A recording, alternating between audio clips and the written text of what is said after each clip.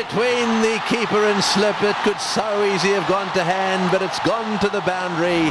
Sri Lanka have made it through to the final. শেষ পর্যন্ত সেমিফাইনালের দল হিসেবে বিশ্বকাপ থেকে বিদায় নিতে হলো নিউজিল্যান্ডের। দক্ষিণ আফ্রিকার চোকার্সের মতোই সেমিফাইনালের দল অপবাদটা সয়ে গেছে কিউইদের।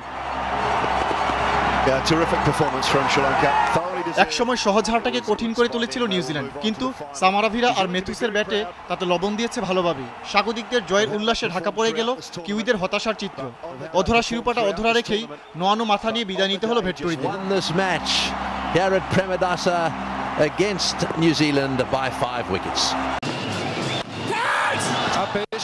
218 রানের টার্গেট তাড়া করা সহজসাধ্য ব্যাপার। তারপরও 25 ওভার পর্যন্ত লঙ্কানদের ভালোই চেপে ধরেছিল সাউদি ওরামরা। তবে কাল হলো উইকেট না পাওয়ার ব্যর্থতা।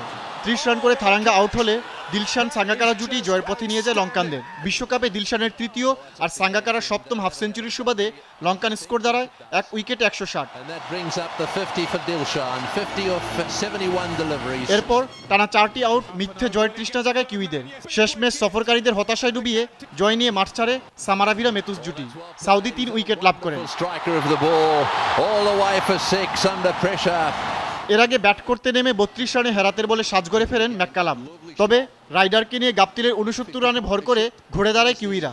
অল্প রানে এই দুই নির্ভরযোগ্য ব্যাটসম্যান ফিরে গেলে কিছুটা চাপে পড়ে কিউইরা। তবে টেইলর ও স্টাইরিসের ব্যাটে শক্ত প্রতিরোধ গড়ে নিউজিল্যান্ড। 77 রানের জুটি গড়ার পর 36 রান করে মেন্ডিসের বলে সাজঘরে ফেরেন টেইলর। স্টাইরিস তুলে নেন বিশ্বকাপ ক্যারিয়ারের 6ষ্ঠ হাফ সেঞ্চুরি। শেষ দিকে দ্রুত কয়েকটি উইকেট হারালে 217 রানে গুটিয়ে যায় নিউজিল্যান্ড। মালিঙ্গা ও মেন্ডিস 3টি করে উইকেট লাভ করেন।